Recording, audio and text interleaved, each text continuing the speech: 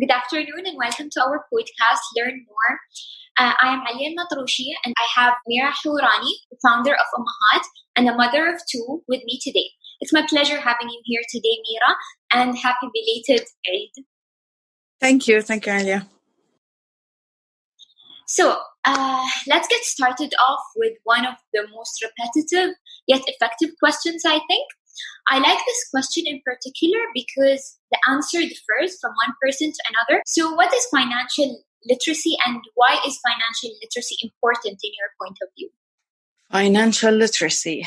I would start by saying why it is important for me. I work in marketing and I think there is like a lot of interest and push from brands right in the recent years for people to spend, to buy more. There are more commodities right now that they're convincing the people that they cannot live without, which obviously affect their income and their spending, and it puts extra pressure on people to make more money, to work harder so that they can get these commodities. So this is where I think financial literacy comes in, that it is very important for you to know what is important, what is a must have, a need to have, and it's good to have. And you don't need to put any pressure on yourself, use your time or energy and health working and making more money for you to get something that really doesn't make a huge difference on your life.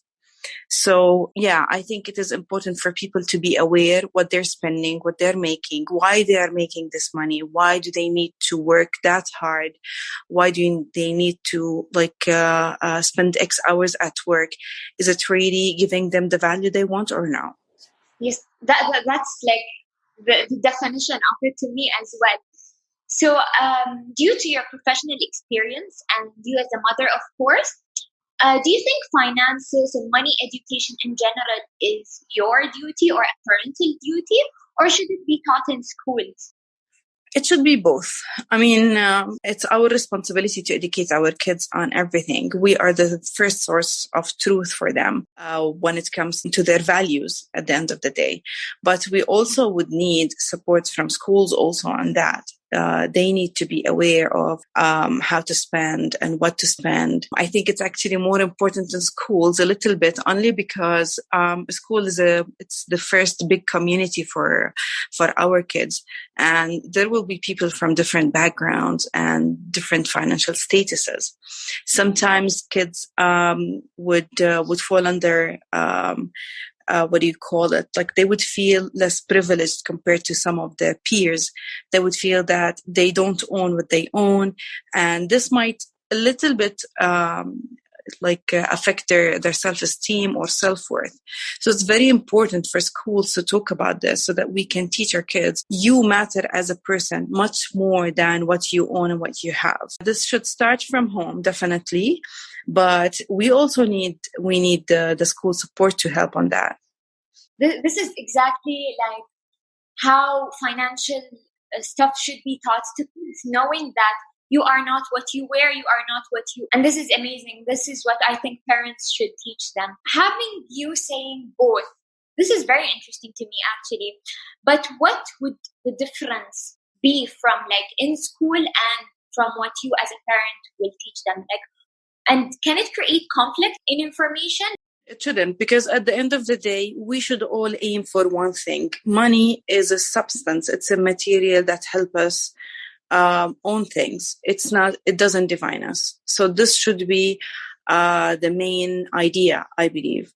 Now, maybe the approach of how we deliver this from one person to one person, the approach would be a little bit different, but I feel like it should be one message that what matters the most is who you are as a person, what you do. I know in certain schools, for example, in Europe, I heard this from a friend.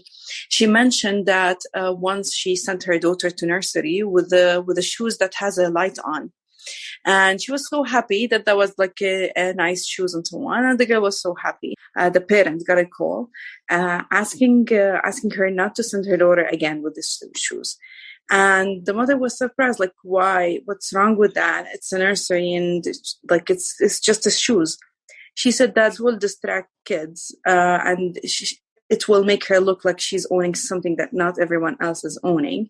And we would like to have the nursery's culture as it's about mingling, it's about the community, it's about engaging with other kids, playing, and we don't want to distract the kids with what each one of them owns or have. So this was like an eye opener. If we have this in school, I mean, probably having the uniform and all of that, but maybe we can ask, maybe schools would not allow having cell phones, would not allow having like sparkly shoes, would not allow having these special extra bags and so on. This will make them more like it's about you as a person, not what you own and what you dress.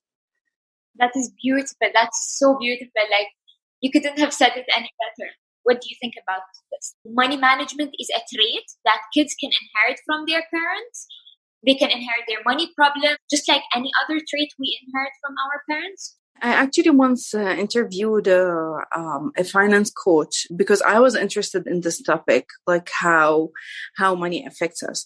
And she told us that it is the way we were parented and the way we were brought up. It really affects the way we deal with money. And it's at the end of the day, she described it as an energy. So some people, they have this energy that money is very important. You have to work hard. You have to be suffering to get money. And some people think that no, you just need to work. And there is also the blessing of, we call it in Arabic, rizqah, from God. Like it's something that God would like pave the way for you. You need to work for it, definitely. It's not like easy, you can collect it from the streets or from the trees, but it doesn't have to be a source of pain. She mentioned also that we use certain terms also in Arabic, like money is filthy, money is not pure, money is the source of destroy. She said this is an energy. If you are brought up with these beliefs, then most probably most of your life you will be struggling with money. On the other way around, it has to do with your subconscious mind, that you believe that you should work towards it, but you will have it, and you will have it, and you will grow the ladder, and probably maybe you're lucky enough or fortunate enough to have it easier other than other people because of your mindset. So back to your question about do we inherit it, or like how are we affected from our parents? Definitely for sure. I was brought up in a house that my dad used to tell us like money is the least matter in our life. What matters most is that we're healthy, we're spending time together, and money will come. So I grew up with this concept, and I faced a few financial struggles in my life, and it didn't affect me hard. Like I was fine with it. And eventually I overcome these challenges, basically to the way I was brought up. Do you want to inherit this to your kids? The same mentality your father taught you about money? Definitely. And I also try probably to add up a little bit more and improve it, that maybe one day we will have more money than we have right now.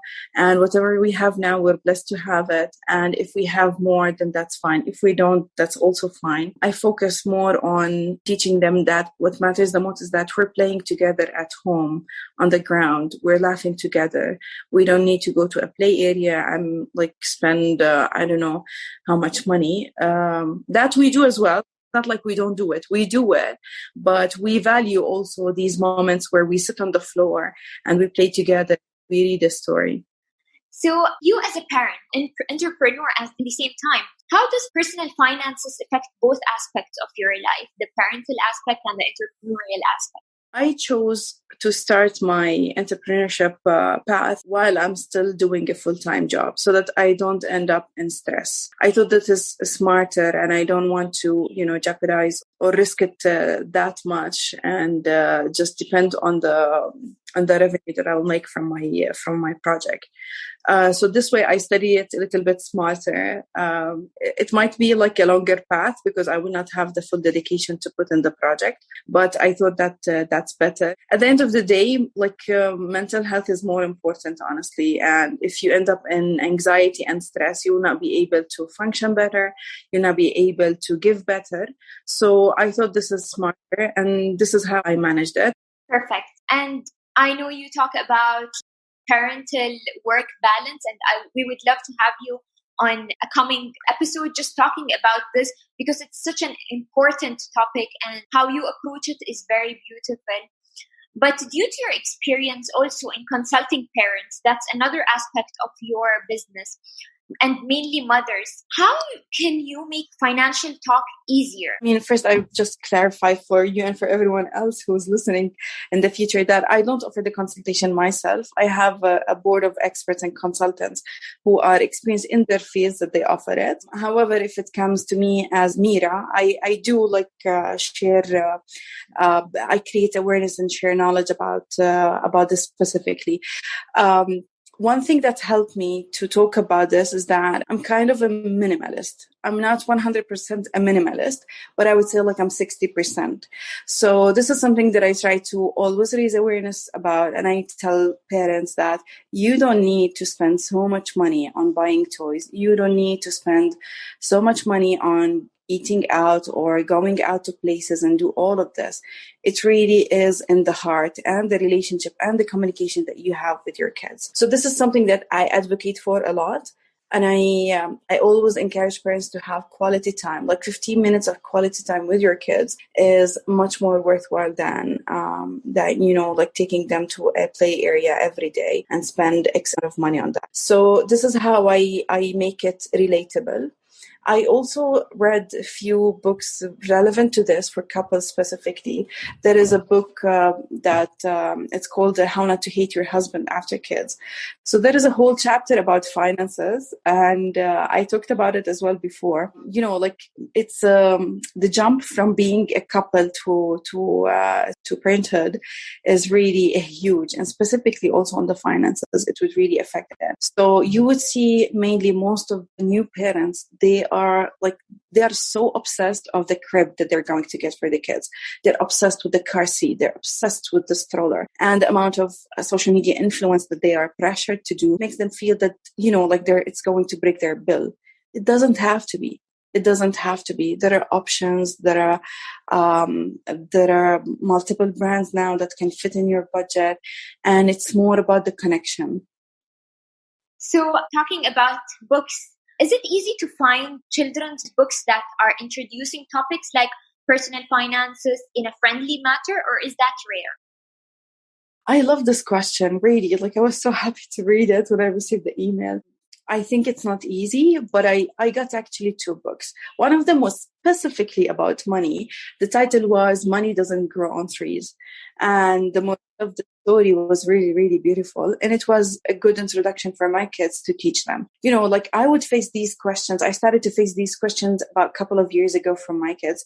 We want to buy this, we want to get this, we want to get this. And I'm like, I don't have that much money to buy all these things, and we don't need all these things. And they would just simply answer about, oh, you have the credit card, you can buy, you have a bank. And I'm like, no, I don't own the bank. So that made me think that I need to talk to them about money and from where do I get it and how do we spend it.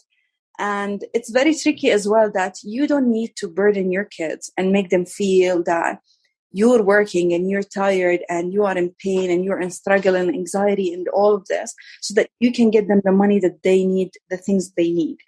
One life coach actually, she recommended to me that do not burden your kids with these information. Do not make them feel that they are the cause of the struggle to get the money.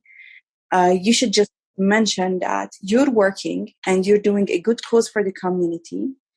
You are helping, for example, other things. I used to explain to them that I'm doing this, and when I do this, I work here in this place, and I help people, for example, read content in Arabic, or I help people buy something that is useful for their brains. So I explain to them what do I do for a living, and when I do this, and when I attend to my work 8 hours a day, my boss, he would give me money that he would send to my bank account. But I have to be very careful about how I spend it. This is something that me and your dad, we do it together. We want to have a good life for you. And I enjoy doing this. So I had to explain it to them in a positive way.